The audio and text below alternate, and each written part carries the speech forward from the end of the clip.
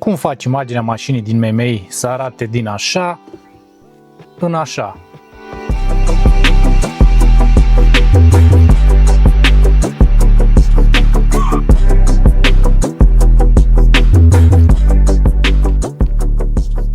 Dacă ai MMI 3G Plus de fabrică sau ți-ai făcut retrofit între timp, sigur ai vrea să schimbi imaginea mașinii pe care MMI-ul o afișează. În episodul de astăzi o să te învăț pas cu pas cum să faci acest lucru. Pe internet nu se găsesc informații sau sunt aproape spre zero cum să faci acest lucru. Eu m-am documentat destul de mult pe anumite forumuri din Germania și cu greu am găsit acest tutorial, acest script pe care vreau să-l împărtășesc cu voi în mod gratuit ca să vă puteți face singuri acasă. Ce ai nevoie ca să faci acest lucru? Simplu, un card de memorie SD, un calculator laptop cu un program de editare foto, special Photoshop, eu pe ăsta îl folosesc, o poză cu mașina și puțin skill, să spun așa. Pentru unii o să fie destul de dificil editarea foto, dar o să vă arăt pas cu pas și cu siguranță o să reușiți. Pe canalul meu vreau să vă ofer informații gratuite pe care nu le găsiți sau le găsiți foarte greu, informații pentru care alții vă cer bani. Așa că dacă apreciezi conținutul, te rog să îmi lași un like, un comentariu și dacă vrei să vezi și episoadele următoare, te rog, abonează-te. Introducem cardul de memorie. Îl formatăm ca să fim siguri că este formatul corect, FAT32, Quick Format, Start, OK, formatarea e completă. Acum deschidem rootul cardului și descărcăm linkul pe care vi l-am pus la dispoziție. Este o arhivă zip, descărcăm, Save. Și acum o deschidem. Deci avem arhiva deschisă și cardul aici. Selectăm tot și îl tragem aici frumos. Deci nu mai facem un alt folder, nu mai facem nimic. Acum scoatem cardul, mergem la mașină și facem următorii pași. Bun. Prima dată punem contactul, așteptăm un minut, două ca tot sistemul să booteze corect și complet. Intrăm aici în meniu, introducem cardul SD în slotul SD1, deci doar în SD1, nu în SD2.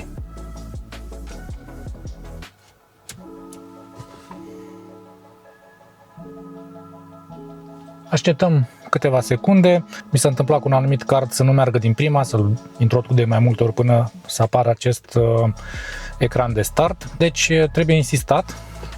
Dacă nu merge din prima, la mine a mers din prima. Acum cu acest card ne apare acest ecran de start și am scris destul de clar acolo ca să înțeleagă toată lumea. Trebuie rotit joystick-ul central de la MMI puțin ca să înceapă scriptul. Ce face acum scriptul în această etapă? Acum copiază toate fișierele din unitatea MMI pe cardul nostru. Face un backup cu toate fișierele, inclusiv imaginea cu mașina originală. O să avem în folderul din card. Pentru că peste acea imagine o să punem imaginea cu mașina noastră și așa funcționează scriptul. Acum, după ce am rotit butonul, trebuie să așteptăm fără să mai apăsăm nimic, fără să mai facem nimic, așteptăm ecranul de finish. Câteodată durează mai puțin, câteodată mai mult în funcție de mașină, de cum se simte MMI-ul. Știți că MMI-urile astea au sentimentele lor, funcționează cum vor ele. Durează între 2, 3, 4, 5 minute până copiază tot și o să ne apară acel ecran. Bun, acum a terminat de copiat fișierele pe cardul nostru. Ne spune să rotim ca să finalizăm. Putem să restartăm MMI-ul. În pasul acesta inițial nu trebuie să-l restartăm. O vom face după ce vom scrie din nou scriptul cu imaginea mașinii noastre. Rotim. Acum putem scoate cardul și mergem la un calculator să edităm fișierele. După ce a terminat de rulat scriptul în unitatea MMI, o să avem, o să vedeți, aici în folderul de backup, în HMI card de 4, o să avem toate aceste fișiere. Înainte să rulăm scriptul, aici era gol. Și noi trebuie să... Astea sunt variantele de mașini care sunt original pe MMI. Noi aveam, trebuie să fiți atenți ce ați avut înainte. Noi avem acesta 4, da? Simplu. Noi vom lua această imagine, o copiem, o punem pe desktop și mai avem de copiat un stop. Pentru că imaginile acestea pe mașină vor fi alb-negru. Și oricum le-ați face, chiar dacă le puneți color, tot alb-negru o să fie. Sunt alb-negru, iar stopul o să vedeți că este colorat cu roșu. Dar stopul este un fișier separat. Este acest, în funcție de ce mașină avem, te uiți și vezi care este. Și la noi este asta al doilea. Îl copiez și pe acesta pe desktop. Bun, acum închidem cardul, deschidem Adobe Photoshop sau ce soft de editare foto aveți. Deschidem prima imagine, cea cu mașina, o deschidem în Photoshop. S-a deschis aici. Asta este, pe acest fișier vom lucra noi. Acum vom lua o poză cu mașina pe care am făcut-o.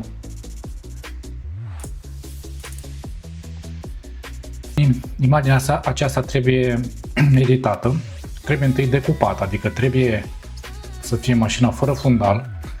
Eu am făcut deja lucrul acesta, nu să stau acum să lungesc acest video cu acest proces. Dacă nu sunteți familiarizați cu editarea foto, rugați pe cineva sau plătiți pe cineva.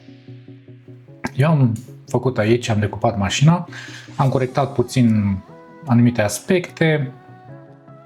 De exemplu, i-am pus aici folie pe geam, cum ar veni, ca să fie la aceeași ton cu geamurile din spate. Roata din spate a trebuit să o ridic puțin mai sus, ca să fie în linie cu cea față. Iar jos, aici, dar nu știu dacă se vede, am pus o umbră, pentru că și pe imaginea originală este umbra aici. Așa că și aici am pus umbră, o să ridic puțin opacitatea ca să se vadă mai bine. O las la 40%, așa. Deci asta este imaginea deja editată, pregătită ca să o pun în locul celei originale. Din imaginea aceasta am scos și stopul, l-am decupat, pentru că o să ne trebuiască separat. Bun, acum salvez imaginea aceasta ca PNG, dar ne trebuie cu fundal transparent, deci trebuie PNG.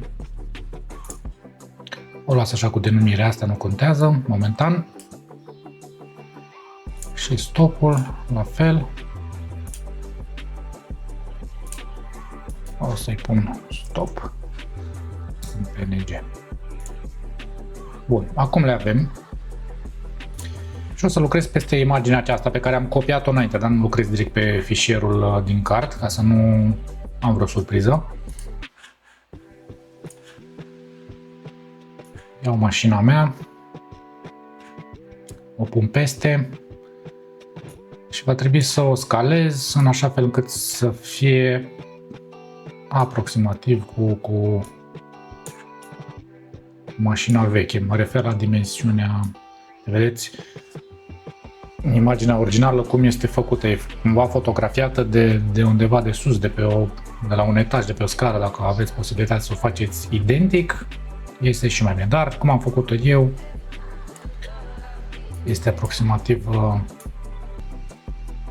bine și o să iasă bine. O pun la fel ca poziționare pe Pe asfalt, cum ar veni, o măresc puțin.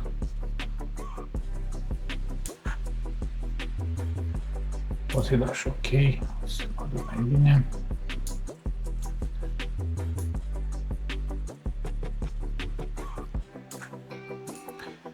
Cam așa.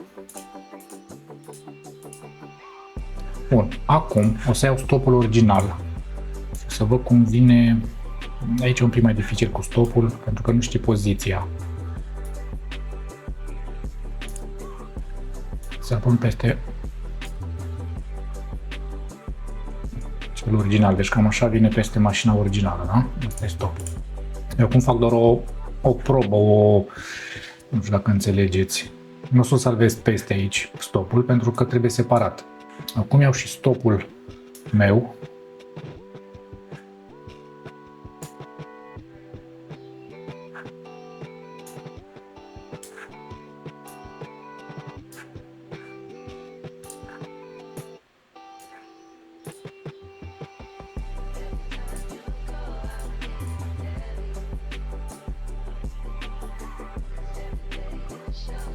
Și va trebui scalat fix cât este și cel de pe mașină. Este aproximativ la fel, nu cum vine peste imaginea aceasta, deci o să arate bine. Acum trebuie topurile acestea două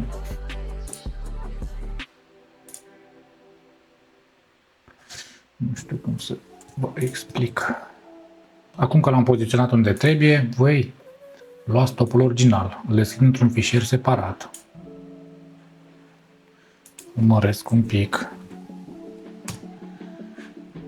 Și stopul meu o să-l pun peste imaginea aceasta. Deci vreau să-mi dau seama cum vine stopul meu în relație cu stopul celălalt peste imagine.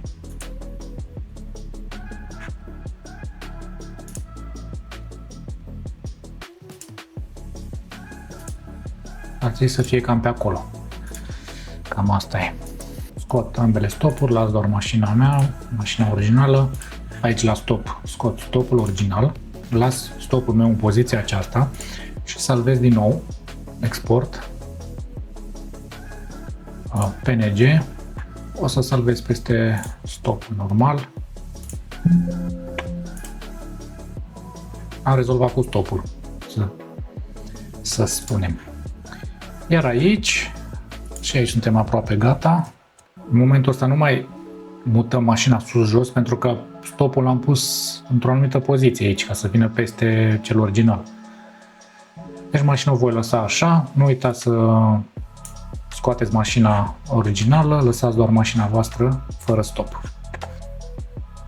E poziționată bine, o salvez, PNG, o salvez peste imaginea aceasta și asta e, am terminat editarea imaginilor. Am așa, mașina mea și stop. Trebuie să ne ocupăm de card acum. Deci avem cardul extras care l-am scos din mașină după ce am rulat scriptul. O să vedeți, în folderul acesta HMI Card de 4 este gol.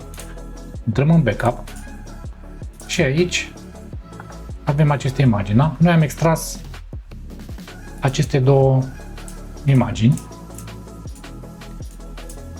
Toată șmecheria este că imaginile acestea cu mașina mea și stopul meu va trebui să le înlocuiască pe acestea două. Deci să aibă aceleași denumiri și să existe în folderul acesta. Deci fișierele acestea două va trebui să le redenumesc după denumirile originale ale fișierilor din ce a extras MMI-ul. Deci mașina mea se va numi 68157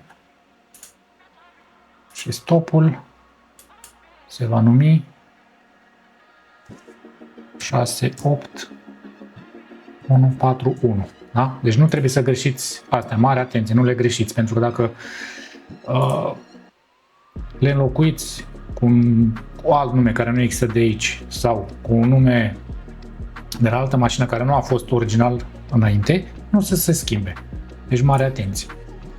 Bun, acum luăm fișierele cele două, le punem peste în folderul nostru, Replace, Adică le înlocuiește și vedeți că s-a păstrat denumirea, dar sunt cele două fișiere ale noastre.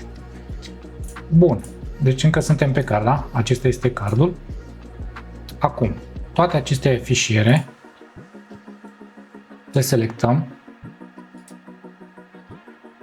și le copiem. Le dăm copii, mergem înapoi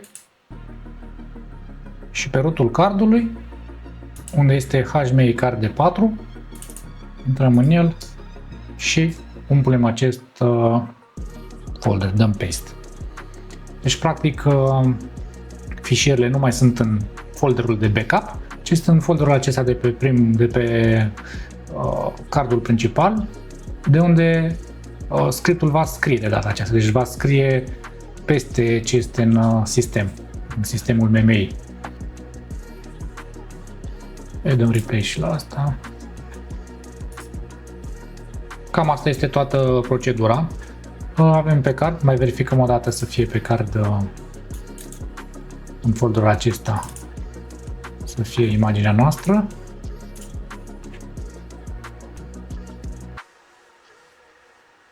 Avem aici. De ce v-am spus ca să păstrați imaginea în formatul acesta? Că puteți să o puneți oricum vreți voi, păstrând dimensiunea imaginii. Puteți să o puneți cu fața, cu spatele, cu roțile în sus, dar în MMI să vedeți că selectând anumite opțiuni aveți aceste imagini. Scaunele, dacă intrați la climă aveți scaunul, uleiul, chestii etc. Și astea vin suprapuse pe imaginea originală și cumva vin bine. Iar dacă voi schimbați lucrul acesta, poziția mașinii o să arate bine. Cam asta este editarea, scoatem cardul și mergem la mașină. Venim cu cardul pe care tocmai l-am modificat, am scris fișierele cu imaginele noastre peste cele originale, introducem cardul în SD1 și așteptăm. Ne-a apărut acest mesaj, rotim butonul central și așteptăm fără să mai atingem nimic în mașină, niciun buton. Din nou durează 2, 3, 4, 5 minute. A finalizat de scris fișierele, ne-a apărut acest ecran, rotim ca să ieșim din el, iar acum tot ce a mai rămas să facem este să restartăm unitatea MMI. Pentru restarta MMI-ul diferă de la mașină la mașină. La A4 cu 3G+, avem meniu, centru și sus, toate concomitent. Ținem puțin apăsat și le dăm drumul. Sistemul se restartează. Vedem dacă apare imaginea cu mașina noastră. Avem imaginea cu mașina. După cum se vede, stopul vine bine, umbra vine bine. Eu v-am arătat în mare cum se face, acum puteți să o ghibiliți mult mai bine în mașina, să vă iasă mult mai bine fotografia în sine, să nu aibă umbre, să nu aibă reflexii și așa mai departe. Dar ca și mod de lucru, acesta este modul de lucru, să vă puneți mașina voastră în MMI. Cam acesta a fost tutorialul de schimbare a imaginii de pe ecranul MMI. Sper că ți-a fost de folos, sper că îl vei folosi. Dacă ți se par utile astfel de tutoriale și găsești valoare în ele, te rog să îmi lași un comentariu și dacă vrei să rămâi la curent și cu episoadele următoare, te rog să te abonezi la canal. Îți mulțumesc că m-ai urmărit, pe data viitoare!